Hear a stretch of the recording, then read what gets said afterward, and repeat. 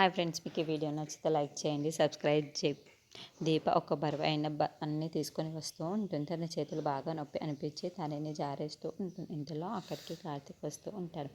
ఏమైంది దీప, ఎందుకు ఇలా జరిగింది అని చెప్పేసి అడుగుతూ ఉంటాడు. ఆ మాటలు వినగానే అక్కడున్న దీప మాత్రం ఏం లేదు బాబు అని చెప్పేసి అంటూ ఉంటుంది. ఇంతలో అక్కడున్న కార్తీక్ మాత్రం ఎందుకు దీప అన్నీ దాచిపెట్టేస్తే ఏం జరిగిందో చెప్పు అని చెప్పేసి అంటూ ఉంటాడు. ఇంతలో అక్కడున్న దీప మాత్రం నా చేతులు బాగా నొప్పిగా అనిపిస్తున్నాయి, ఈ బరువైన తీసుకొని వచ్చిన ఎందుకో బాబు సూదులతో పొడిచినట్టుగా అనిపిస్తున్నాయి నా వేళ్ళని అని చెప్పేసి అంటూ ఉంటుంది. ఆ మాటలు వినగానే అక్కడున్న కార్తీక్ మాత్రం చాలా బాధపడుతూ, ఉదయం లేచి నుండి సాయంత్రం ఒకేలా పని చేస్తావు, నీ గురించి నువ్వు కాస్తైనా ఆలోచించవు కదా దీప, అందుకే నీకు అవన్నీ వస్తున్నాయి. సరేలే, ఇప్పుడు జెండు బామ్ అలాగే కొబ్బరి నూనె ఎక్కడ ఉన్నాయో అని చెప్పేసి అడుగుతూ ఉంటాడు.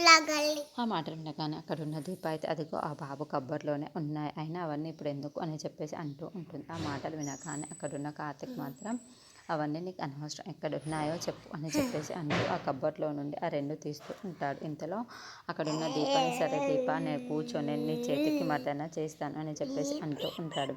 ఆ మాటలు వినగానే అక్కడున్న దీప మాత్రం వద్దు బాబు, అలా ఏమీ చేయక్కర్లేదు, నేను చూసుకుంటానులే అని చెప్పేసి అంటూ ఉంటుంది.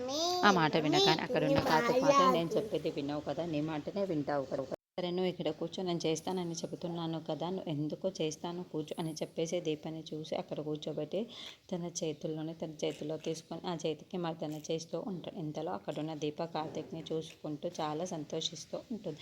ఇలాంటి భర్త అందరికీ ఉంటే ఎంత బాగుంటుందో అని చెప్పేసి అనుకుంటూ ఉంటుంది.